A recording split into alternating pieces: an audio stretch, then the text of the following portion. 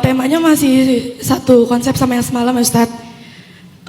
Saya mau tanya tentang Zulzilus semalam. Saya semalam ikut juga, yaitu tentang ujian perasaannya. Jadi saya tuh ngerasa selama setahun ini saya berusaha untuk hijrah. Safakilah Kak Elin ya. Sama saya juga lagi serak. Habis MC ya?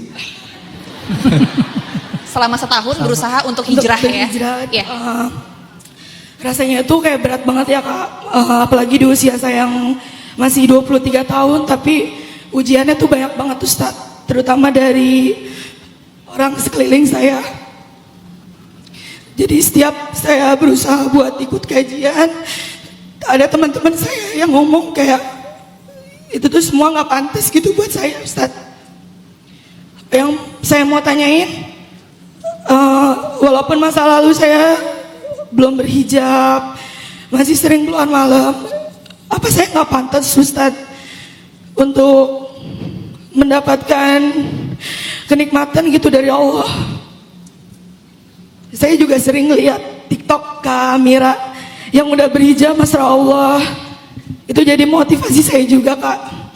Terus juga dari sekeliling saya kan juga selalu kayak upload ikut kajian. Saya juga sering upload kalau saya tuh pengen pergi ke Baitullah, cuman dari orang sekeliling saya tuh bilang kayak saya tuh belum pantas gitu Ustaz. Jadi kayak rasa istiqomah saya tuh masih bolak-balik. Kalau saya tidur tuh saya selalu bilang emang saya belum pantas Ustadz kayak gitu. Dan pertanyaan saya apakah saya harus menjauhi teman tersebut? Apakah saya wajar untuk membenci teman saya yang masih berpikir negatif dan selalu membahas masa lalu saya Ustadz? Bukan hanya pantas, tapi Allah malah cinta kepada hamba-hambanya yang memperbaiki diri atau bertobat. Jadi bukan cuma pantas, lebih dari itu. Allah cinta. Innallaha yuhibbut tawwabin wa yuhibbul mutatahhirin. Allah cinta kepada hamba-hamba yang bertaubat dan hamba-hamba yang ingin membersihkan dirinya. Jadi kalau ada yang mengatakan gak pantas, ada yang mengatakan gak layak, dzalika syaitan yukhawwifu awliya'ah wa liyuhzinal ladzina amanu. Itu adalah ucapan-ucapan yang berasal dari syaitan, walaupun dititipkan di lisan saudara kita, teman kita, tapi itu adalah ucapan yang berasal dari syaitan untuk takhwif dan tahzin, untuk membuat orang beriman itu ngerasa nggak pede dan membuat orang beriman itu menjadi sedih. Itu jawaban Allah di Al-Quran. Liyuhzinal ladzina amanu, pengen menyedihkan hati orang yang beriman, orang yang pengen memperbaiki diri. Coba Kak Elin dan teman-teman perhatikan generasi terbaik dalam sejarah Islam. Siapa generasi terbaik? Para sahabat. Sekarang pertanyaannya, siapa isinya para sahabat? Umar, tahu gimana masa lalunya Umar? Khalid, tahu gimana masa lalunya Khalid? Atau yang lebih ekstrim lagi, Hindun, ibunya Muawiyah, istrinya Abu Sufyan, yang makan jantungnya Hamzah dalam perang Uhud. Dibelah dadanya Hamzah, diambil jantungnya, dimakan di depan Nabi, saking marahnya dia kepada Hamzah. Masa lalunya tuh se-ekstrim itu, tapi mereka semuanya adalah golongan sahabat dan golongan terbaik di antara semua golongan manusia akhir zaman. Masa lalu mereka itu nggak semuanya kayak Khadijah, Abu Bakar.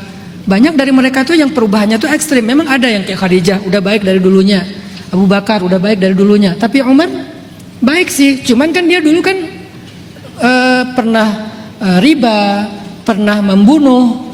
Kemudian dia berhijrah, dia bertaubat. Khalid juga dia yang berperang melawan Nabi dalam perang Uhud sampai kaum muslimin banyak yang syahid termasuk Hamzah.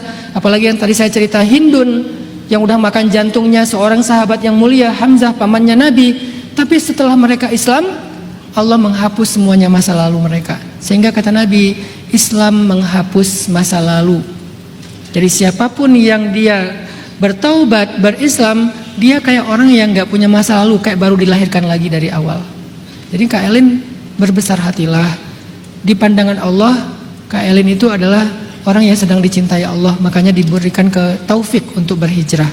Kedua, jangan pernah terganggu dengan masa lalu. Kalau Kak Elin dan teman-teman hijrahnya serius, maka masa lalu itu dihapus sama Allah.